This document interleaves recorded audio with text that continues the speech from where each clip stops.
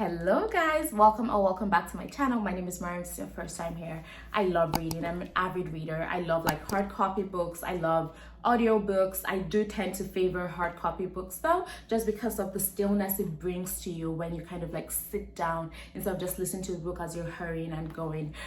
So in light of that, I wanted to start a new series titled Wisdom Wednesdays. So every Wednesday I share a book that I have just read, I'm currently reading, or I've read in the past, and I think that there's some lessons in it that I would love to share. There's some wisdoms that have come out from that book that I would be beneficial to the topics I talk about on this channel. So from minimalism to personal finances and lifestyle, simple living, intentional living. So content like that. And then I kind of just diffuse the information to the simple things that I believe, or just an excerpt of that I believe will be beneficial to you.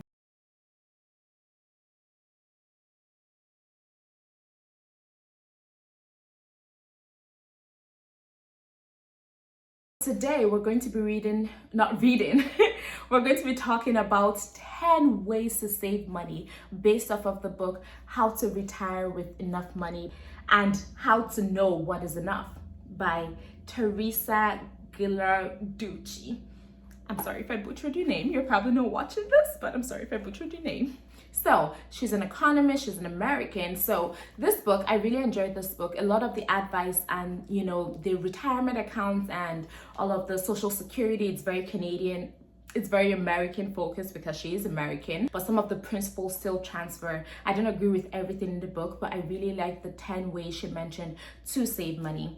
She's a fellow economist like me, so I really kind of related to her. I like the way that the book is simple. It's a very short read and very concisely written with so much information just densely packed into this tiny book. I have also mentioned at this channel before that I was planning on getting a library card so I could read a lot more without spending any money. So this book is actually from the library. I don't know if you can see this here, but I'm so proud of myself of borrowing books, saving money that way while still fostering the habit of reading. So the first thing is keep a budget and record everything. I know budget gets a bad rap and people have said instead of using the word budget, people are using intentional spending plan and whatever it is you call it. I believe having a budget, how do you take control of your money if you can't manage it, if you can't measure it? You can't manage what you don't measure. Whatever it is you want to call it, you need to keep track and be able to say, this is what I spent on this is what I spent. Even businesses, huge businesses, they have budgets. Budget doesn't mean you're broke. Being on a budget doesn't mean you're broke. If a Fortune 500 company can draft a budget for the year, if the country can draft a budget for the year, why can't you? But keeping a budget really helps to keep a tight lock on your finances and where your money is going. Instead of a budget is telling your money where to go, intentionally spending your money and how you want to build wealth. That is what a budget means to me, having control of the money that I work so hard for.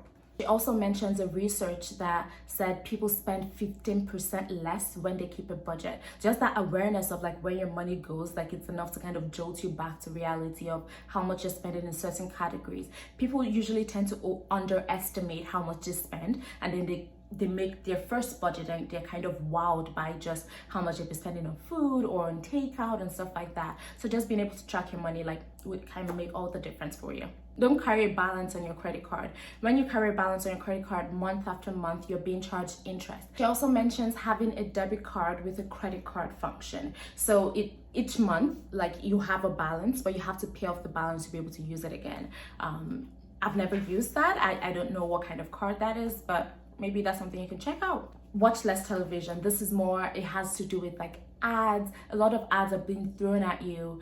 This book was also written, I believe, in the early 2010s. So I would add streaming services to this, use social media a bit less, because ads from influencers, I don't think people do infomercials again, but just ads are coming at you from everywhere. And if you a lot of times, sometimes you purchase something that prior to watching that influencer or prior to watching that ad, you weren't going to purchase, but all of a sudden you see it and you're I have to have this, and you purchase it, and maybe you have some buyer's remorse after. But if you limit the amount of screen time you have, you find that you just spend less on stuff that you don't need and more on maybe experiences or saving your money.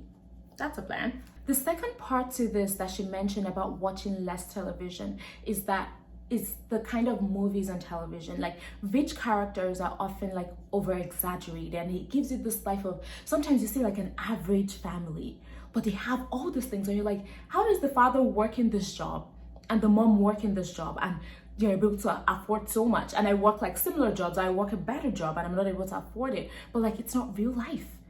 That's not real life. And if you step out of that and you see like, this is how people are actually living, and back in reality, it can be the snapback that you need of like, I don't need all this stuff to prove that I can live up to my peers, and just this distorted view of reality. It's not real life. Keep that in mind. Rethink life insurance.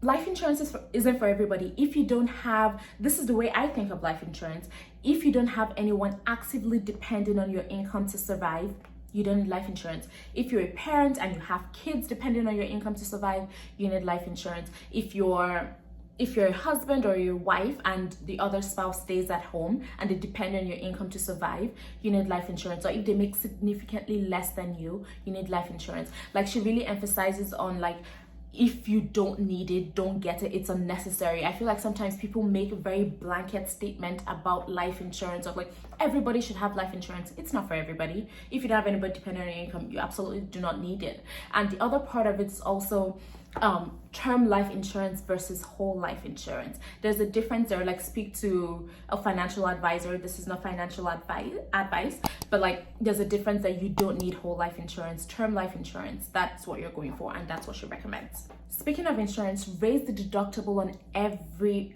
insurance policy you have. This helps you pay a bit less in premium if you raise the deductible. Essentially, what the deductible means is that this is how much you would pay out of pocket if something happens. So for your car insurance, maybe your deductible is $5,000. So if something happens, you would pay up to $5,000. Then the insurance company will step up and pay the difference of it. So the higher your deductible is, the lower your premium is, because you kind of have more skin in the game.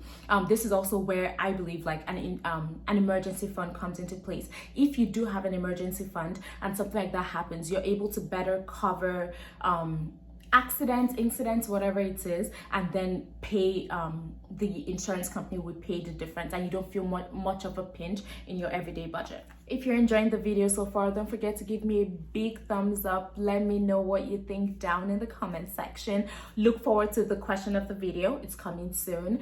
And just engage with my content. It really helps YouTube know that people are enjoying this content and push it out to a lot more people. And for that, I'm very grateful when you comment, you put a like, whatever, you engage with what I'm putting out there. And so I'll let you get back to the video.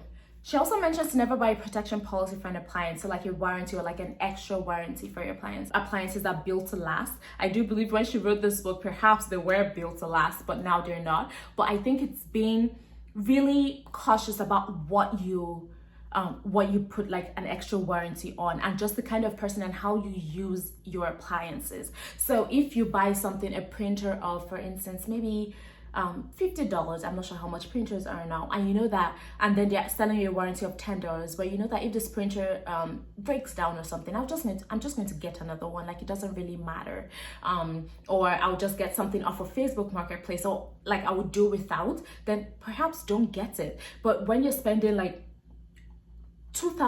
thousands of dollars on something, and you know, maybe you're a bit clumsy, and maybe you would need like some sort of protection of like, if something happens, then perhaps you might need it. But even then, you have to first check, because most appliances have some kind of like standard coverage within your purchase already. Check what that covers first before you buy any kind of extra warranty above that.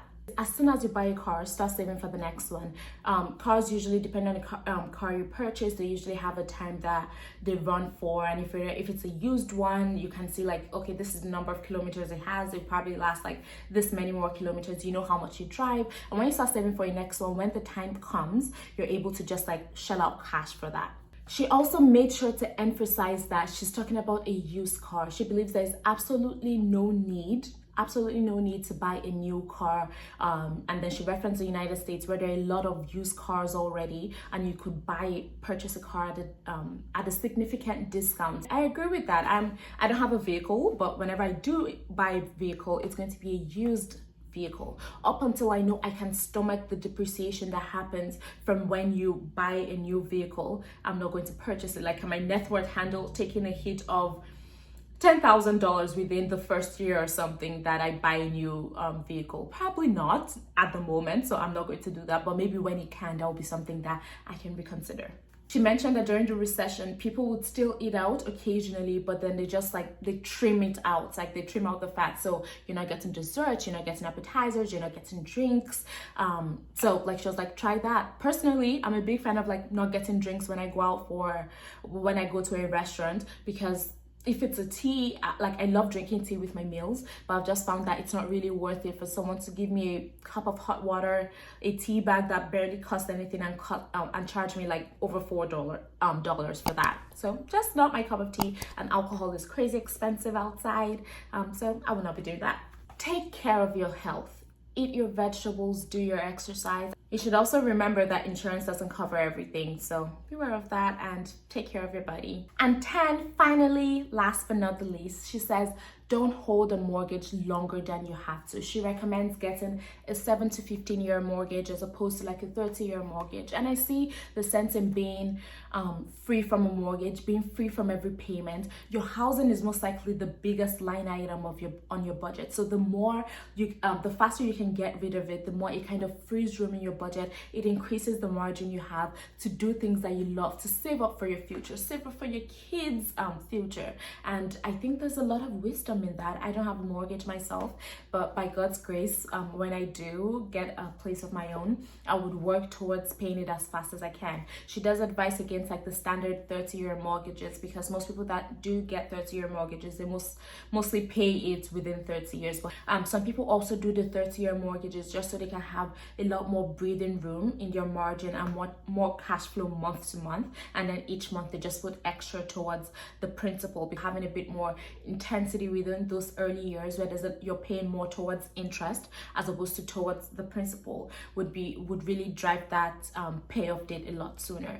The other part of this is that also, like, as you're paying down your mortgage, and the faster you're paying down your mortgage, you're also accruing savings. The savings you're accruing is equal to the interest rates that you have on your mortgage that you're paying to the bank every month. So she believes that this is just one of the best deals out there, like paying your mortgage on time. So let me know what you think about this book. If you're going to pick it up at your local library, if you've read it before, I would love to know what you thought about it. And yeah, let me know if you enjoy like this book review. Like I've been trying to look for ways to incorporate the books I'm reading without making it just like book review. This is what I liked, this is what I hated, but really taking the time to give my perspective on some of the things I really enjoyed, and just like a bit of caveat there, and just like an avenue to just discuss and make it relatable to my content as well. So let me know what you thought about the video, and thank you so much for watching. I will see you in the next one. Bye guys.